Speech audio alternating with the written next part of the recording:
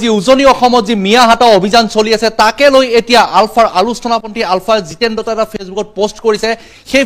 Facebook পোস্টটো আপোনালোকক পঢ়াই শুনাম দেখুৱাম আপোনালোকে গুৰুত্ব সহকাৰে শুনিব এই খবৰটো উজনি অসমত এক অভিযান চলিছে যি মিয়া হাটা অভিযান 7 দিনৰ সময়সীমা দিছিলে আৰু এই 7 দিনৰ সময়সীমাৰ ভিতৰত এই মুহূৰ্তত 3টা দিন পাৰ হৈ গৈছে তাৰ মাজতেই কিন্তু এতিয়া আলোচনাপন্থী আলফা নেতা জিতেন দত্ত এটা ফেসবুক পোস্ট কৰিছে এই ফেসবুক পোস্টটো যথেষ্ট শেয়াৰ হৈছে আৰু আজিৰ দিনটো যি উজনি অসমত যিটো পৰিস্থিতি হৈ আছে মিয়াৰ ঘৰে ঘৰে গৈ মুছলমান সম্প্ৰদায়ৰ সন্দেহজনক নাগৰিকৰ ঘৰে ঘৰে গৈ তেওঁলোকে হাটাও অভিযান চলাইছে আৰু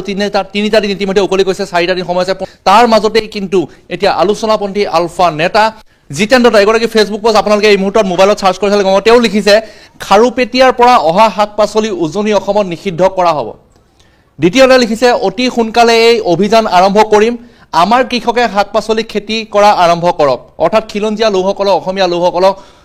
প্ৰকৃত খিলঞ্জিয়া লোকসকলক তেওঁলোকে শাক-পাচলি খেতি কৰাৰ বাবে আহ্বান জনাইছে উৎপন্ন যাতে অসমৰ খিলঞ্জিয়া লোকে কৰে আৰু কৈছে যে এই বজাৰখন দখল কৰিব পৰাকৈ প্ৰস্তুত হওক বাংলাদেশী মিয়াই অনা সকলো বয়লাৰ গাড়ী বন্ধ কৰা হ'ব উজনি অসমত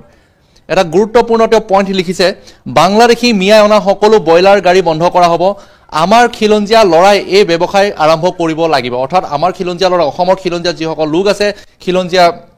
যিসকল লোক আছে সম্প্ৰদায় আছে তেওঁলোকক এই ব্যৱসায় আৰম্ভ কৰাৰ বাবে আহ্বান জনাইছে অৰ্থাৎ বয়লাৰ ব্যৱসায় তেওঁলোকে কৰক খেতি নিজে উৎপাদন কৰক 2-4 দিন ৰাইজৰ সময় 2-4 দিনতে ৰাইজৰ সমস্যা হ'ব পাৰে লাহে লাহে সকলো ঠিক হৈ যাব মাছ কণী ব্যৱসায়ত মিয়াৰ আধিপত্য নোহোৱা কৰি খিলঞ্জিয়াৰ আধিপত্য প্ৰতিষ্ঠা কৰা হ'ব সকলো জনগণৰ সহযোগিতা কামনা কৰিলো গতিকে